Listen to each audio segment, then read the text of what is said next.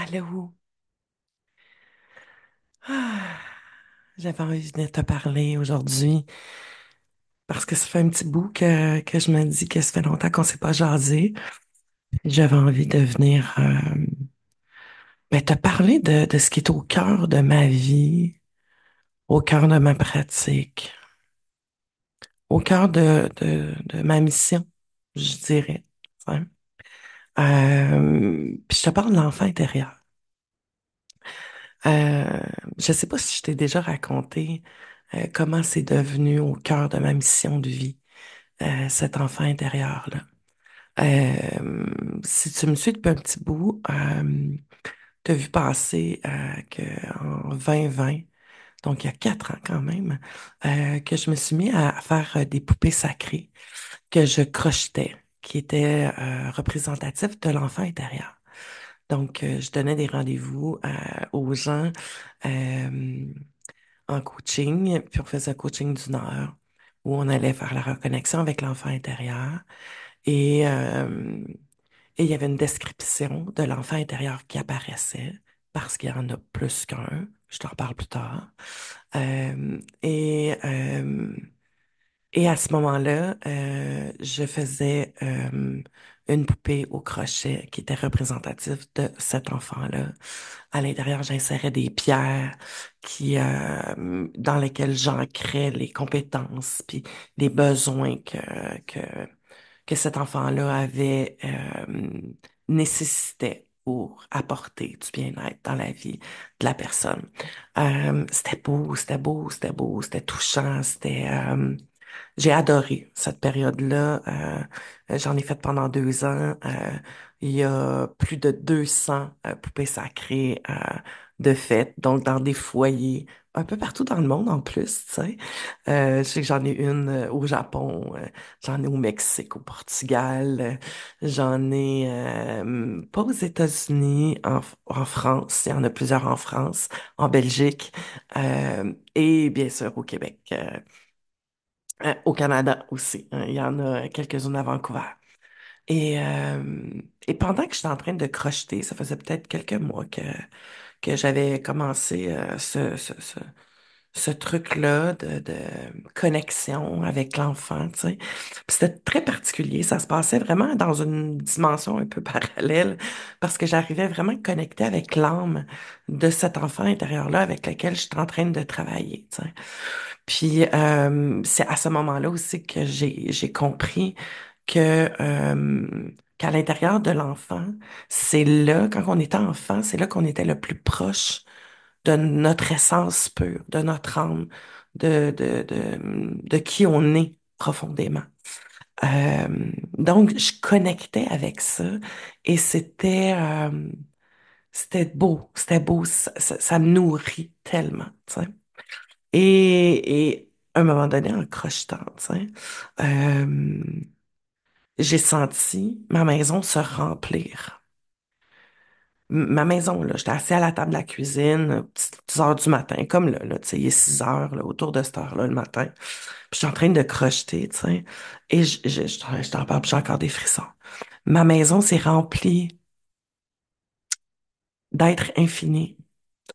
Et, euh, et ces êtres infinis-là, qui envahissaient toute ma maison, m'ont envoyé le message que je me suis mis à écrire. J'aurais dû aller le chercher, j'y ai pas pensé. Je pensais pas commencer comme ça, là. Euh, En résumé, ça disait que mon rôle était de permettre à tous ces enfants-là de s'épanouir, de se sentir aimés, que le gros de ma raison d'être ici, c'est de permettre à ces enfants-là de prendre leur place et d'être cette personne-là, ce protecteur, cette maman bienveillante, ce parent qui outillerait les adultes à comment prendre soin de leurs enfants qui ont été blessés. C'est beau, là.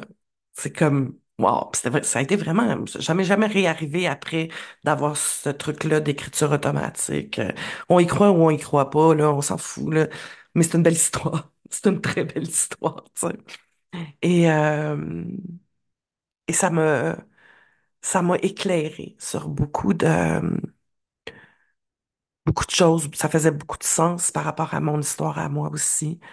Euh, à quel point j'ai jamais senti de la part des adultes qui m'entouraient quand j'étais enfant cette sécurité-là, ce sentiment d'être importante, puis d'être unique pour quelqu'un, euh, parce que j'ai été barouettée, abandonnée, rejetée, euh, et, et, et comme si déjà le début de ma vie me prédisposait par la suite à bien comprendre ce que c'était l'enfant intérieur, l'enfant blessé à l'intérieur de nous, qui a des besoins. Et, je me souviens les premières fois que j'ai entendu parler de l'enfant intérieur, euh, j'aimais pas comment j'entendais parler de l'enfant intérieur. Euh, Comme si il y avait quelque chose de mal expliqué ou c'était comme un concept un peu je sais pas, surfait, psychopop. Et, euh, et je dirais que même quand j'ai commencé à faire les poupées, il y avait une partie de moi qui avait peur d'être jugée parce que c'était quétaine de parler de l'enfant intérieur, tu sais, de l'inner child, tu sais. Euh, mais plus je m'en allais dans cette voie-là, plus je creusais, plus je réussissais à faire des liens et à réaliser que on porte une mémoire. L'enfant intérieur, c'est une mémoire en soi, là. Je fais ça ici, là, pour ceux qui l'écoutent en audio, vous voyez pas, là, je mets mes mains au niveau du cœur, là, ou du ventre, là. Tu sais, l'enfant intérieur, là, on porte une mémoire, mais la mémoire oui, parce qu'on a des neurones là, mais la mémoire est ici, là, tu sais, au niveau du cerveau. Donc, il y a comme cette mémoire-là, qui est le précurseur de ta programmation. C'est ça que ton cerveau va avoir enregistré puis va avoir créé comme pattern relationnel euh, au niveau de la reconnaissance, de l'appartenance, de te sentir en sécurité. Donc, c'est là que tu vas commencer, enfin, à venir intégrer un programme puis un programme en fonction de tes peurs, de tes insécurités, euh, de tes besoins. Parce qu'il y a ces besoins essentiels-là. Le premier besoin, c'est de se sentir en sécurité. Donc, le schéma, puis la programmation initiale se fait dans l'enfance. Le lien d'attachement initial se fait dans l'enfance. Petit bébé, là, à la naissance, tu sais. Oui, on vient avec des traits puis une certaine capacité que certains dont, tu sais, on vient avec un petit bagage. Mais ce qui va influencer grandement, c'est comment ça va se passer dans cette enfance-là au niveau de tes besoins essentiels. C'est ce qui va remplir ce qu'on appelle le vide intérieur, tu sais. C'est comme si t'as des besoins essentiels, dont sécurité, appartenance, reconnaissance, amour de soi. Ça, c'est la base, là. Comment les adultes autour de toi, tes parents, les gens importants qui sont significatifs, vont t'avoir nourri, vont t'avoir apporté cet amour-là. Et puis ces besoins-là vont avoir répondu à ces besoins-là. Et c'est ça qui va créer toute la programmation puis tous les chemins neuronaux qui va te suivre ben, toute ta vie, hein. Toute ta vie, excuse-moi. Hum. Donc, quand on prend l'enfant intérieur, c'est de ça qu'on parle. L'enfant intérieur, c'est une image. Puis c'est une image que ton cerveau comprend bien. Parce que avec ma pratique en PNL, une chose qu'on t'apprend en PNL, c'est que tu as le cerveau, tu as une partie de ton cerveau que quand tu t'emploies les images, la visualisation, la conceptualisation, il y a quelque chose que ton cerveau enregistre mieux, il travaille mieux avec cette façon de faire-là, avec un langage simple aussi. Il est capable de mieux mémoriser, de mieux ancrer et de mieux fonctionner. C'est plus facile. Puis comme on sait, le cerveau aime ça quand c'est facile. Parce qu'il y a de la job en maudit, le cerveau, tu sais. Fait qu'il aime ça quand c'est facile, ça ne demande pas d'énergie.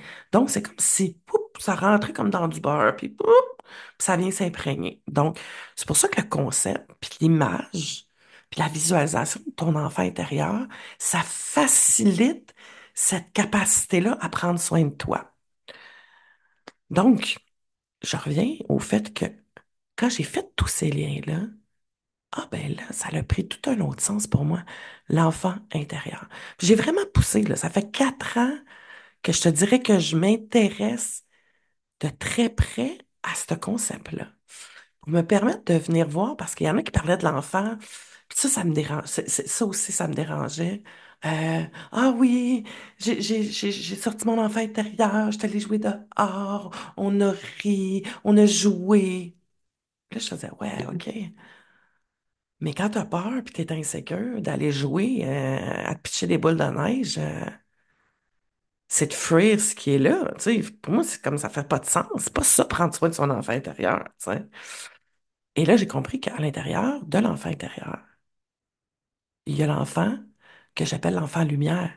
Cet enfant-là qui s'émerveille puis qu'on a besoin, qui vient nourrir autre chose, qui vient nourrir la joie, qui vient nourrir l'émerveillement, qui vient la légèreté, le plaisir, le laisser aller, le lousse, là, tu sais, là. Oui, on a cette partie-là. Mais quand je travaille avec les personnes que je coach, on s'entend que c'est pas tant avec cette partie-là. À moins que la personne soit trop sévère avec elle, on va travailler ça. Mais le fait qu'elle est très sévère avec elle, c'est qu'il y a un enfant qui est blessé. Puis c'est lui qui fait souffrir. C'est pas l'autre. C'est lui qui fait souffrir. T'sais. Donc, l'enfant blessé est hyper important. Puis là, tu vas me dire, Caro, t'as dit qu'il y a 3 parties. L'enfant lumière, l'enfant blessé et l'enfant pur. L'enfant pur, c'est quoi? Ben, c'est ton essence. Puis c'est ton âme. Puis ton enfant pur est caché en dedans de l'enfant blessé. Ben oui, on lui a pas donné la chance d'être. On lui a pas permis d'être à cet enfant-là, à cette partie-là à l'intérieur de toi. On l'a cloîtré, puis on lui a dit non, c'est comme ça qu'il faut fonctionner. Puis c'est comme ça qu'il faut que tu marches. Puis si tu veux qu'on t'aime, puis si tu veux qu'on te faire appartenir à notre famille, puis si tu veux qu'on te reconnaisse, ben c'est ça qu'il faut que tu fasses. Il faut que tu sois comme ça. Il faut que tu agisses comme ça. Il faut que tu sois une bonne petite fille souriante, gentille. Il faut que tu sois un garçon qui refoule ses émotions. Il faut que tu sois capable de réussir, t'sais, puis de performer. Dans notre famille, on est comme ça. Ou au contraire, tu dois être un sportif, puis aimer le sport, puis être bon dans le sport. T'sais. Donc, on t'a pas écouté tant. On t'a dit que c'était ça qu'il fallait que tu sois. Puis on t'a enseigné les codes sociaux, les codes familiaux qu'il fallait qu'ils t'adoptent pour faire partie de la gang, tu sais. Puis on t'a donné un rôle, hein. Dans ta famille, si vous êtes plusieurs, il y en a qui ont un rôle plus de victime, il y en a d'autres, c'est un rôle de sauveur, t'en as un autre, c'est un rôle qui persécute plus, puis qui est plus méchant, t'en as un qui est rebelle, hein. Tout dépendant, chacun a ses rôles, peut pris sa place au travers la fratrie, au travers la meute, au travers du clan, hein. Donc, c'est fascinant, hein? Ah, c'est que ça me fait capoter. Quand tu réalises tout ça, là, tu sais, comme moi je réalise, j'ai réalisé tout ça. Fait que je me suis dit, il faut que ça soit au cœur de ma pratique. C'est cet enfant-là blessé euh, qui déclenche nos comportements. Parce que en étant blessé, en ayant manqué des besoins essentiels, ben, l'humain aime qu'on soit dans une homéostasie, donc dans un équilibre. Donc, te compenser d'une certaine façon pour aller le chercher ou à l'extérieur de toi. Quand on est enfant, on va toujours combler nos besoins à l'extérieur de nous, mais quand les besoins sont bien remplis, que les parents font le bon job, ça se construit de l'intérieur. Donc, ça crée ce plein-là, tu sais. Donc, cette autonomie-là, cette capacité-là de finir par y répondre par soi-même, à une certaine mesure, là. On est des êtres grégaires, on a besoin des autres, mais pour pas que ça soit dans la souffrance, pour que tu sois capable de te nourrir par toi-même, donc d'être autonome, tu as appris en ayant un bon cercle social, les mécanismes, les comportements, l'attitude, en partant de soi.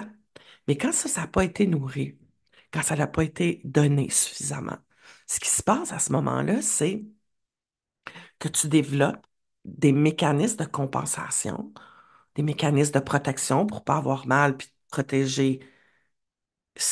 protéger parce que c'est humain de vouloir se protéger, là, tu sais.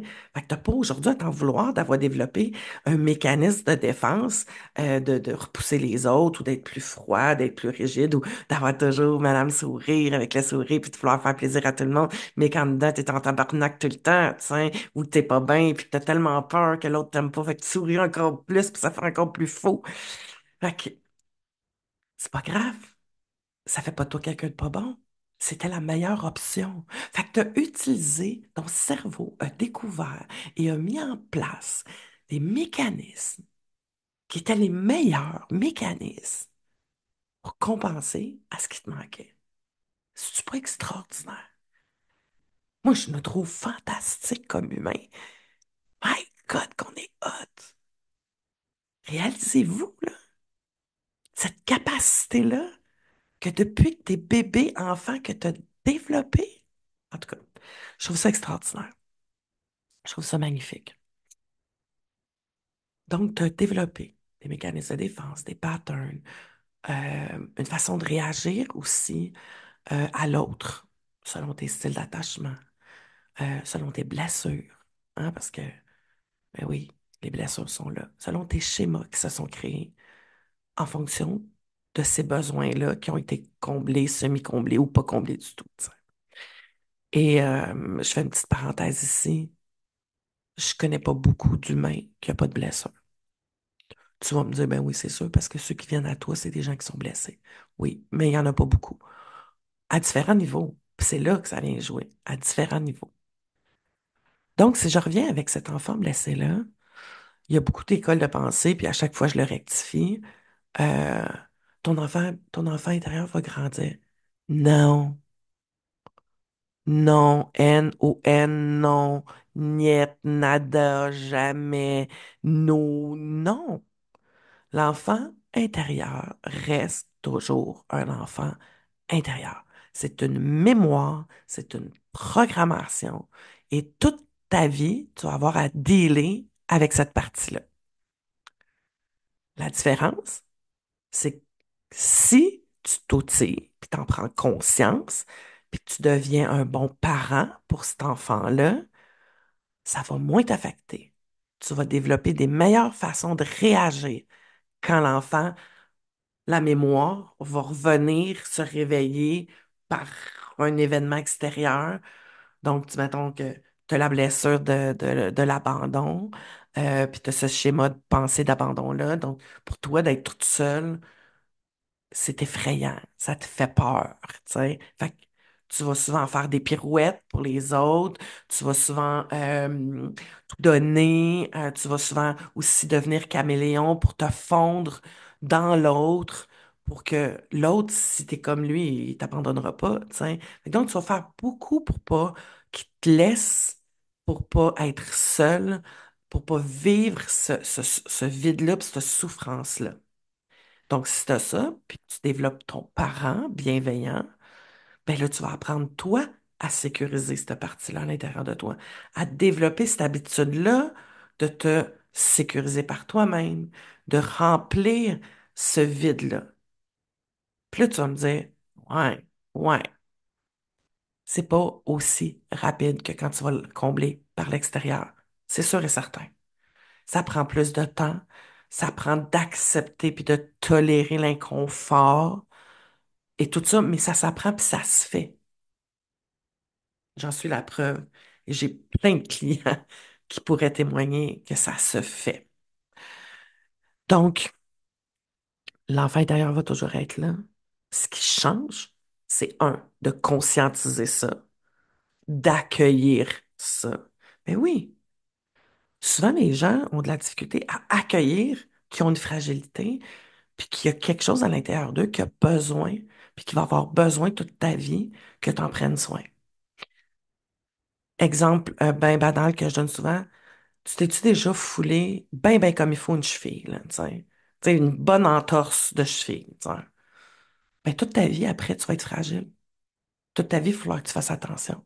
Tu vas peut-être même porter un truc qui va maintenir ta cheville en place, un bandage, quand tu vas aller faire de la randonnée ou que tu vas faire certains sports. Tu vas être fragile toute ta vie. Blessure au genou aussi. Hein? Ça fait partie de maintenant, tu as une partie de ton corps qui a été blessée, puis qui est fragile, puis qu'il faut que tu protèges, puis que tu prennes soin. C'est pareil pour tes blessures d'enfant, puis ton enfant intérieur blessé. Faut que tu en prennes soin toute ta vie. Et il y a des moyens autres que tes conditionnements que tu as appris, qu'on t'a dit qu'il fallait que tu sois pour le protéger. Parce qu'il est là le bug, là. Là, aujourd'hui, ce que tu fais, c'est que tu utilises tes patterns qu'on t'a enseignés, les codes sociaux qu'on t'a dit qu'il fallait que tu fasses, puis que c'est comme ça qu'il fallait faire. Mais tu te retrouves tout le temps à être en débordement, en suractivation de cet enfant blessé-là, puis ça te maintient dans ça parce que là, ça marche plus. Ça a marché un temps, mais là, c'est comme si ton corps ou tout le monde disait, OK, mais là, fais d'autres choses, là. Ça me fonctionne plus, ça. Faire une crise de bacon à 5 ans, c'est correct, mais faire une crise de bacon à 50 ans, c'est un petit peu plus adapté. Ou faire de la baboune, tu sais. Il y en a des adultes qui font du boudin puis de la baboune comme un enfant de 4 5 ans, mais qui ont 40 50 60 ans puis ils parlent plus, puis ils tombent dans un mutisme. On comprend que ça règle rien. Puis c'est ça qu'il faut comprendre. C'est que les mécanismes te permettent pas de t'élever puis d'aller chercher, parce que souvent les mécanismes de protection puis les mécanismes de défense que tu vas avoir développés sont en fonction de l'extérieur. Ça vient pas réparer de l'intérieur, ça vient pas te protéger de l'intérieur. Tandis que le parent conscient, OK? Celui que moi, ma job, là, c'est d'outiller et d'équiper les personnes qui viennent me voir à développer les outils puis l'équipement nécessaire pour être un parent bienveillant, sécurisant, reconnaissant envers cet enfant-là, qu'ils ont, qui sont, et donc de venir faire ce travail de réparation, de cicatrisation à l'intérieur. Ça va diminuer l'inconfort, ça va diminuer la souffrance, ça va diminuer le besoin d'aller le chercher à l'extérieur. Ça va augmenter ta liberté, ça va augmenter ton autonomie. Tu vas te sentir plus légère, plus léger. Ça va augmenter ce sentiment d'avoir du pouvoir, puis une emprise, puis de toi d'être capable de faire. T'es plus dépendant, là. T'es capable, toi, de le faire. Puis ça, le cerveau, là, il a besoin de sentir ça. Il a besoin de sentir qu'il est capable de se défendre, puis qu'il est capable de s'occuper de lui. Ça fait partie de nous, les humains, le cerveau reptilien. Quand on dépend d'extérieur, puis on dépend, une partie de nous dépend de l'extérieur, là. Ben oui, tu vas toujours avoir besoin des autres. Hein, tu t'en vas chasser une meute de mammouths. Si t'es tout seul, t'aurais bien beau avoir le meilleur équipement, être le meilleur guerrier ou la meilleure guerrière, de viser bien juste. Si t'as 50 mammouths en avant de toi puis que t'es tout seul, tu gagneras pas. Tu comprends? Fait que c'est un peu ça. On a besoin des autres. pour venir aussi nous apporter cette reconnaissance-là, cet amour-là, cette chaleur-là. On est des êtres qui vivent en lien puis en connexion. Et bon, quand je te parle de ça, ça m'amène tellement les larmes aux yeux parce que c'est un besoin essentiel de se sentir connecté aux autres. Quoi de penser qu'on est autant sur nos cellulaires, tu sais? C'est comme un faux semblant de connexion. Tu sais, pendant que tu m'écoutes, tu te sens connecté à moi. Moi, je me sens connecté à toi. Je le sais que tu es en train d'écouter, tu sais. Puis j'espère que mes mots viennent résonner, viennent t'apporter cette douceur-là, cette compréhension-là, puis cet espoir-là de dire, ah, OK, je suis pas obligée d'être comme ça tout le temps. Je suis pas obligée de me sentir comme ça tout le temps. Parce que, my God, que ça fait mal. Ah, je sais. Quand on tombe dans ce vide-là, dans cette blessure-là, d'enfance, ça fait mal. Ce qui est extraordinaire quand on équipe, quand on s'équipe à devenir un parent bienveillant, encadrant, reconnaissant, à l'écoute pour cette partie-là de nous. C'est extraordinaire ce que ça fait. Et, euh, et pour moi, c'est une des approches, une des façons de travailler sur soi qui aide le plus à développer notre autonomie affective et à être beaucoup moins une marionnette par rapport aux événements de la vie. Parce qu'on sait qu'on peut prendre soin de nous. T'sais, on sait qu'on est capable de... Euh, donc, c'est ça que j'avais envie de te parler aujourd'hui. Cet enfant-là, extraordinaire, qu'on a besoin de prendre soin toute notre vie.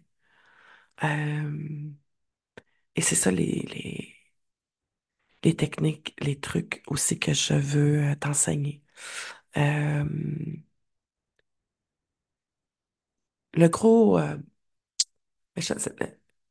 une des plus grandes limitations à ce concept-là, c'est la première des choses, c'est sa capacité à accepter l'inconfort, à l'inconfort que ça crée. Parce que ce qui fait quand on est beaucoup blessé puis qu'on n'a pas d'outils, là, notre terrain de jeu est très, très petit et on vit beaucoup, beaucoup, beaucoup d'insécurité de sortir de ce terrain de jeu-là. Moi, ce que je te propose, euh, puis que je dis aux gens, c'est il faut agrandir ce cercle-là pour avoir plus de liberté, puis être capable de se sentir en sécurité dans un plus grand terrain de jeu, tu sais. Et ça, c'est la conscience, c'est l'équipement, c'est cette capacité-là que tu vas avoir à prendre soin puis à réconforter ton enfant intérieur. Donc, si on part du petit cercle, du petit terrain de jeu, c'est tous tes mécanismes, tes conditionnements que tu utilises depuis X nombre d'années, tu sais. Puis aussitôt que tu te dis, ah, OK, là, moi, je veux sortir de ma zone de confort, tu sais. Moi, c'est pas une zone de confort, là. C'est pas inconfortable d'être dans ça, c'est souffrant, mais c'est sécurisant. OK? Donc, tu te dis, bah, je veux sortir de là, tu sais, je veux devenir mieux, une nouvelle version de moi-même, puis ce qui est tout à fait good, là, puis que j'encourage ça à fond, tu sais. Mais en sortant de ta zone de sécurité, si t'es pas équipé, tu comprends pas qu'est-ce qui va se passer, puis t'as pas conscience de ce qui se passe, de cette zone-là, puis tu le quittes, mais là, tu vas faire un move, puis ça va tellement être insécurisant, ça va tellement te faire peur que tu vas soit saboter, soit tout lâcher, et tu vas revenir dans ta zone. Puis là, tu vas assumer un échec. Ah, je suis pas capable, pas bon. Puis à force d'assumer des échecs, qu'est-ce que tu vas te dire? C'est pas pour toi. Bon, c'est pas pour moi. Fait que tu vas rester là, puis ça se peut que ça se cristallise, puis que tu ressortes plus jamais de là. Hein? Mais c'est ça que tu n'as pas appris, à avoir l'équipement qu'il faut pour être capable de tolérer cette anxiété-là. Première des choses, le fait d'être conscient de ça, c'est déjà un outil extraordinaire. Fait que la prochaine fois que tu vas sortir de ta zone de sécurité, puis que tu vas apprendre, mettons, juste à t'affirmer, à dire à quelqu'un, tu vas être consciente que c'est normal d'être anxieuse, puis d'avoir peur, puis d'avoir la chienne, puis que c'est OK. Accueille, tu sais, accueille ça. Ouais. Donc, tu vas, là maintenant, en étant conscient que c'est ça qui se passe, tu vas être capable de prendre soin. Et c'est ça qui fait que ton terrain de jeu, il va se... Puis là, plus tu vas le répéter, parce que c'est pas juste en le faisant une fois, et c'est souvent là le bug, c'est qu'on pratique pas assez, puis on répète pas assez. Fait que ça devient pas ce nouveau terrain de jeu un peu plus grand, tu sais. C'est comme si je descendais en bas au parc, là, à l'OTJ, là, puis que je me disais, OK, je vais agrandir le carré de sable, le terrain de jeu des enfants, puis j'arrivais avec une pelle, puis que je faisais juste une pelletée. Puis là, je fais comme, ah, OK, terrain plus grand. Ben non, il va falloir que je fasse bien des pelletés pour l'agrandir. Puis il va falloir que je travaille à taper le tour, puis à peut-être mettre du gravier. Il va falloir que je m'en occupe. Il va falloir que je mette du temps et de l'énergie là-dessus pour que le terrain de jeu soit plus grand. C'est pareil pour toi. Le cerveau, il crée des nouveaux chemins neuronaux, mais pas juste après une pelletée. Pas juste après une fois. Tu sais, ah, j'ai fait ma méditation, je me suis connecté à mon enfant, j'y ai parlé. Tu y reparles plus pendant une semaine. Tu ferais ça avec un vrai enfant? Tu penses-tu que ton enfant, là, tu sais, je sais pas, moi, si t'as des enfants, moi, j'ai des petits-enfants maintenant, là. Mais en fin de semaine, je vais avoir ma petite Maya avec moi, là. Ma petite popoune d'1 an, tu sais. Ben, je vais-tu lui donner de la bouffe, puis faire un câlin juste quand elle va arriver, puis que je m'en occuperai plus jusqu'à la fin de semaine? Puis dire, bah, ben, j'ai fait ma job. Tu te rends compte que ça n'a pas de sens quand je te dis ça, mais c'est pareil, là. Si tu veux être un parent à l'écoute de ça, de ton enfant, ben, faut que tu le fasses souvent, puis répéter souvent. Parce que c'est ça qui va créer cette nouvelle terrain de jeu plus grand dans lequel tu vas te sentir en sécurité. Et plus tu travailles ça, là, à un moment donné, tu frappes un mur. Tu fais comme, ah, pas capable. Là, tu viens me voir. On travaille ça. Pouf, on grandit. Donc, c'est ça. C'est la répétition, c'est la constance qui fait que les gens, euh, si tu faisais vraiment là, les exercices là, aussi souvent, puis tu parlais à ton enfant comme si c'était vraiment un vrai enfant, puis tu en prenais soin autant que tu prends soin d'un vrai enfant, rapidement tu verrais les changements. Puis quand je te dis rapidement, là, 3, 6, 9 mois. Mais si t'es pas constante, t'es pas constant, si tu le fais une fois de temps en temps, si tu y crois plus ou moins, si t'es pas tout à fait, puis que tu vas te nourrir beaucoup par les autres parce que c'est plus facile, puis tu retombes dans tes patterns, ben, ça va prendre un peu plus de temps. Ça veut pas dire que ça se fait pas, mais ça prend juste un petit peu plus de temps. Puis c'est OK. Accepte. Accepte que ça va prendre un petit peu plus de temps. Mais là, j'avais envie de faire comme un petit boost accéléré. Euh, Fait que c'est pour ça que j'ai créé cet atelier-là de 4 semaines où à toutes les semaines, on va prendre un besoin. Je vais te donner des outils et des exercices spécifiques à faire régulièrement, à tous les jours. Puis ce qui aide beaucoup, c'est quand on le fait en gang. Donc, on va chercher un peu de motivation extérieure, puis on sent un peu que ben on a comme des comptes à rendre, on est ensemble, on sait qu'on n'est pas tout seul dans le processus. Fait que ça favorise le fait de le faire. Donc, un besoin par semaine, un outil avec de l'équipement à toutes les semaines. Donc, tu vas terminer pour Noël, pour la nouvelle année. Ben oui, parce que je fais ça, là, ces 4 prochaines semaines-là, ensemble en équipe, pour aider à prendre soin de ton enfant intérieur et ainsi te permettre d'être plus autonome. Qu'est-ce que ça va te donner, l'autonomie? Hey, ça pourrait être un prochain sujet de podcast. Pourquoi on a besoin d'être autonome dans la vie? Puis fais attention, différent entre indépendant et autonome. Il y a une immense différence. Fait que je pourrais démystifier la dépendance, l'indépendance, l'autonomie dans un prochain podcast. Donc, si tu écoutes ça puis que tu es à ce jour, là, parce qu'aujourd'hui, on est le 22 novembre 2024, si tu écoutes ce podcast-là, le, à cette date-là, l'atelier commence le 2 décembre. Donc, tu peux t'inscrire. Je vais mettre sous la vidéo le lien pour que tu puisses t'inscrire à cet atelier-là. Si tu peux pas être présente le lundi soir, parce que c'est lundi soir à 19h, tu pourras l'écouter en rediffusion. C'est 97 $ plus taxes. Donc, j'ai voulu faire ça très abordable. C'est quand même le temps des fêtes, on a des cadeaux. Euh, Tu peux l'écouter en rediffusion, puis tu vas avoir les quatre ateliers. Après, tu vas pouvoir les réécouter, aller te rechercher les outils, tout ça. Et je sais pas si ça va être en décembre, ça va être là, mais je vais mettre sur Patreon, parce que j'ai parti un Patreon, et tu vas pouvoir t'acheter un petit bundle qui va comprendre 4 semaines qui va t'accompagner. Donc, si jamais tu l'écoutes après la date puis que c'est passé, puis tu te dis, hey, comment ça, je l'ai pas entendu, puis je l'ai pas vu, puis j'ai pas pu m'inscrire, ben dis-toi que il va y avoir une possibilité de le faire par toi-même, là, de façon autonome, pas avec un groupe, mais que je vais t'offrir ces quatre outils-là. Je sais pas encore le prix, là, ça viendra. Ou peut-être que même je vais me dire, on le refait à un autre moment donné. Encore là, je sais pas comment je vais faire ça. Fait que voilà ce que j'avais envie de te parler aujourd'hui.